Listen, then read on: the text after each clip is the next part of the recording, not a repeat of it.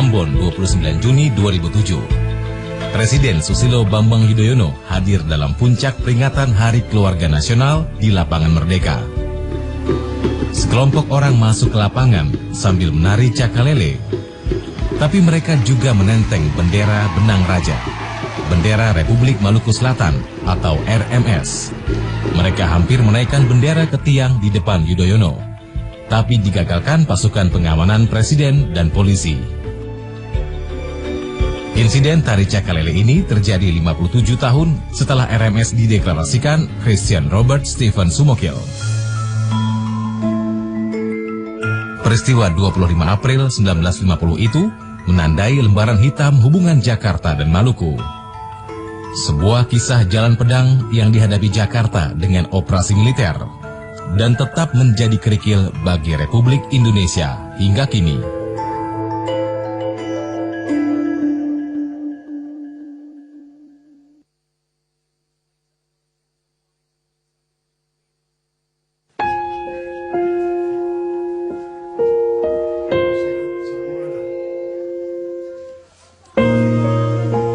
Daud Patimura masih 20 tahun saat menjadi tenaga bantu operasi TNI untuk menghadapi Tentara Republik Maluku Selatan tahun 1950-an.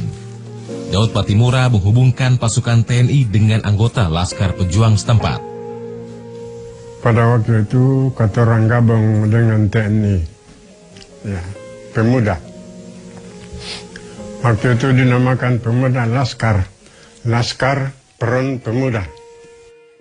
Tempat tinggal Daud, Desa Latu yang terletak di Seram bagian barat musnah dibakar RMS.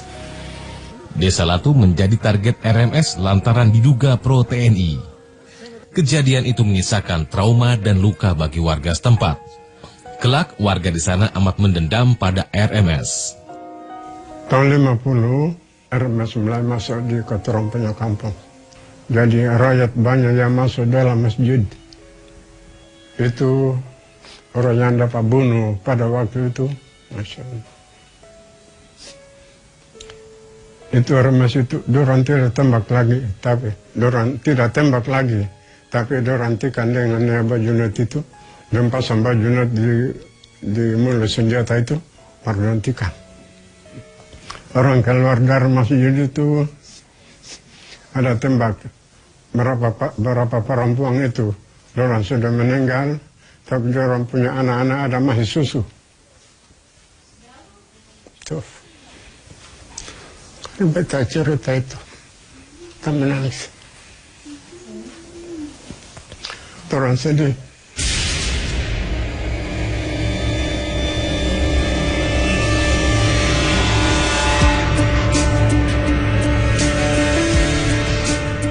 Jakarta memutuskan operasi militer terhadap RMS karena misi damai yang digalang putra asli Ambon, Dr. Yohanes Leimena, gagal. RMS meminta syarat diakui sebagai negara berdaulat untuk berunding, sebuah syarat yang tak bisa dipenuhi Jakarta. Operasi penumpasan RMS pun disiapkan.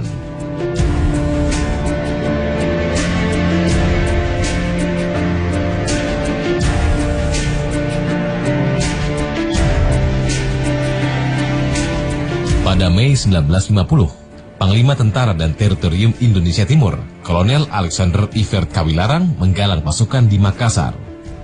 TNI dikerahkan ke Maluku, salah satunya dengan kapal Hang Tuah, kapal perang terbesar milik TNI tahun 1950-an. Pasukan TNI mendarat di Pulau Buru, Seram, Ambon, Tulehu, hingga jembatan Waitaliti. Daud Patimura termasuk yang ikut naik kapal Hang Tuah. Katong ikut kapal Hang Tuah. Kapal Hang Tuah kasturun katoran di Tulehu. Kalau pasukan itu, pasukan TNI itu dari 3 Mei. 3 Mei. Itu batalion 3 Mei itu dorong punya batalion nama 713. Warga sipil seperti Filipus masih ingat saat pasukan TNI mendarat di Ambon November 1950. Kami perhatikan, duduk sini lalu tiba-tiba semakin besar, ternyata kapal. Banyak sekali kapalnya. Tahu sampai kami awasi, Lalu tiba-tiba dengar tembakan jauhan, tembakan ke Ambon lah. Nah, berarti itu kapal perang kan? Tembak. Nah, kami tidak tahu ini apa yang mau terjadi. Nah, kami tidak tahu nanti perkembangannya bagaimana, kami tidak tahu. Kami tahu ini tembakan aja, lalu kami ya masuk ke desa. Dalam perang melawan RMS, Brigade 5 dari Divisi 3 Jawa Tengah yang dipimpin Letnan Kolonel Slamet Riyadi juga dikirim ke Maluku. Masuk dulu tidak ada angkat senjata sampai di Jembatan 2 baru mulai menghadapi perang. Pada waktu itu RMS juga banyak melawan TNI. RMS itu mundur sampai TNI sekaligus masuk Ambon. Kedatangan Pak Slamet Riyadi itu dia mau kata masuk Ambon terus dapat tembak. Letkol Slamet Riyadi meninggal dalam baku tembak dengan anggota RMS di depan Benteng Victoria, Ambon, 4 November 1950.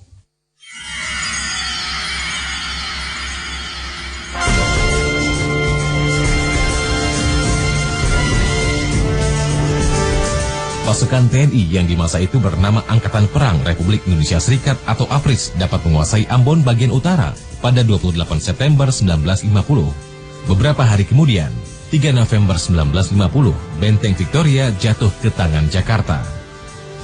Jatuhnya Benteng Victoria ke tangan pasukan APRIS secara definitif mengakhiri perlawanan pasukan RMS. Ambon pun jatuh. Nah, terus terjadi pertempuran Ambon, pertempuran dalam kota. Tapi sporadik sekali.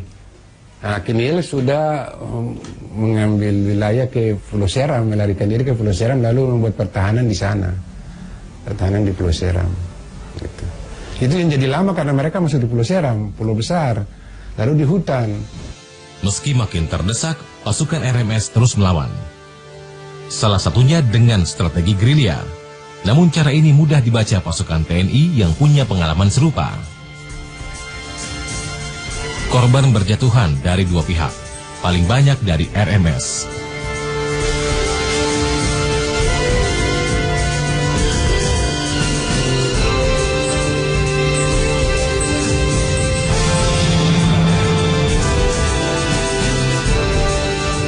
Sebagian anggota RMS menjadi tawanan perang. Bahkan pasukan RMS yang menyerah ada yang bergabung dengan TNI. Meski kekuatan militer RMS telah dihabisi, para pucuk pimpinan RMS enggan menyerah.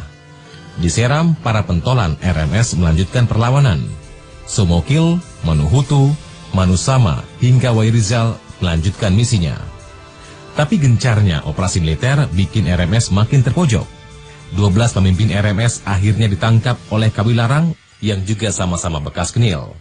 Pada 8 Juni 1955, Pengadilan Militer Yogyakarta mengganjar Manuhutu dan Wairizal 5 hingga 10 tahun penjara. Adapun Sumokil dan kawan-kawan masih diburu di Jakarta. Sumokil baru ditangkap di Sawai, Pulau Seram pada 2 Desember 1963 atau 13 tahun setelah proklamasi. Pada April 1964, Pengadilan Militer di Jakarta menjatuhi Sumokil hukuman mati. 2 tahun kemudian, Sumokil dieksekusi di Pulau Obi, Halmahera Selatan.